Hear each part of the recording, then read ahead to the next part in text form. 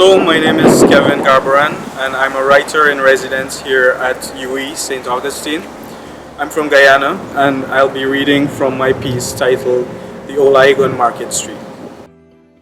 Jambi is not real, is what 9-year-old Devika had come to believe after her teacher interjected the idea into a conversation she was having with two of her friends during lunch break. Miss Beverly explained that those were only stories and folk tales from a time long ago, meant to frighten the children. Devika clung to this notion partially because she had never seen a Jambi in real life, but mostly because the thought of any Jambi being real terrified her. Her two friends, Javid and Selena, were not convinced. The two of them were bewitched by Jambi stories and would seize every opportune moment to share them at school, often adding and omitting certain aspects depending on how far they let their imagination stray in their retelling.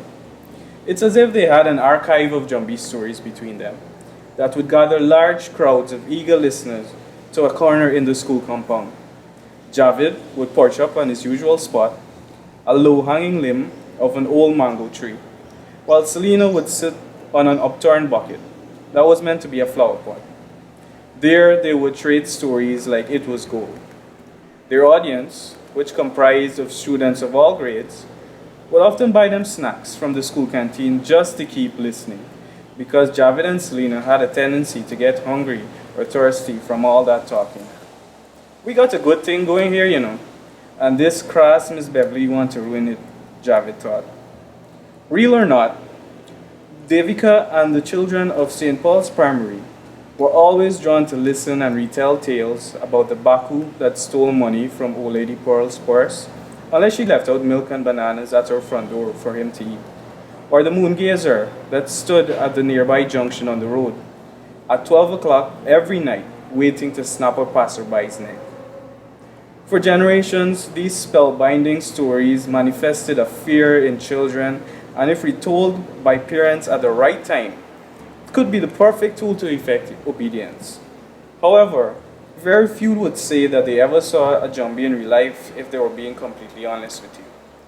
Any one of them could tell you, though, that Jambi come in all shapes and forms.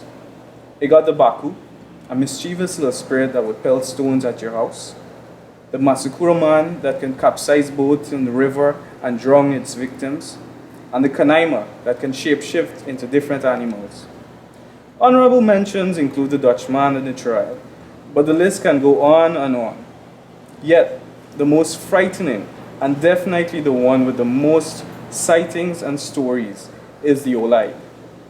It's hard to tell who is an Olag, because they live among us like normal people.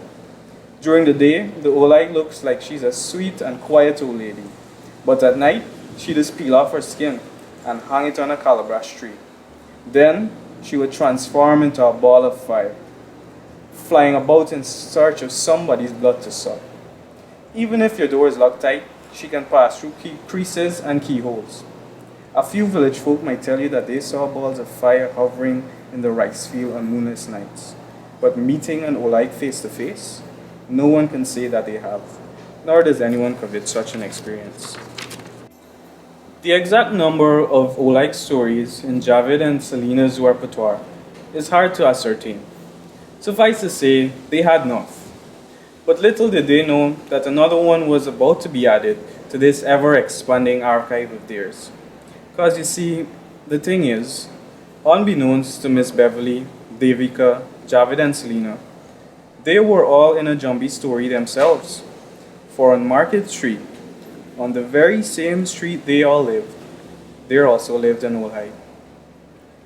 Devika lived with her younger brother and her parents, Padma and Suresh, also known as Sansan, at 62 Market Street, opposite Boyo's grocery shop, 3 houses away from where Javid lived. Right next door to them lived her Chacha Umesh and her Chachi Nali, her paternal uncle and his wife. It was a Saturday morning, and Devika was helping her mother to cut up some bora that was going to be lunch, while her 6-year-old brother watched TV. And typical of any Saturday morning, bright and early, the sun barely come up, Chachi already came over to talk name with Devika's mother. Hey girl, you hear boy your daughter run away with Punka's son? Chachi asked gleefully, knowing that she was probably the first to communicate the most pertinent, life-changing bit of information of the day. Uh-huh. That's why me not see the girl by the shop no more, Padma replied, as if it all made sense now. Yes, girl, you know how long? Chachi paused abruptly to inspect something that caught her eye on Padma's arm. What happened to your hand there? I see it when I wake up this morning. I want to believe his Oleg sucked me, Padma skittishly expressed. Upon closer inspection, Chachi concluded that it had to be an Oleg mark, based on its black and blue coloration, size, and placement. She cautioned Padma that her blood was too sweet and to drink some bitters or Karaila bush. You know, Umesh been tell me that old lady Pearl is a Oleg, but me never believe it, Chachi revealed. Hey, you know me hear enough people say that same thing? It got to be she sucked me. Devika sat there in the kitchen, listening to the back and forth of this conversation, her mind buzzing with questions. But she knew better than to butt in when big people talking. Old Lady Pearl lived alone, in a broken down, flat wooden house at the end of Market Street, the last house before the seawall. Devika couldn't believe that she was an Olai. For one, Devika and her friends always played in her yard and picked her fruits, but she never once scolded them or complained. She was a nice, sweet old lady, incapable of such evil. But Chachi and her mother seemed convinced at this point.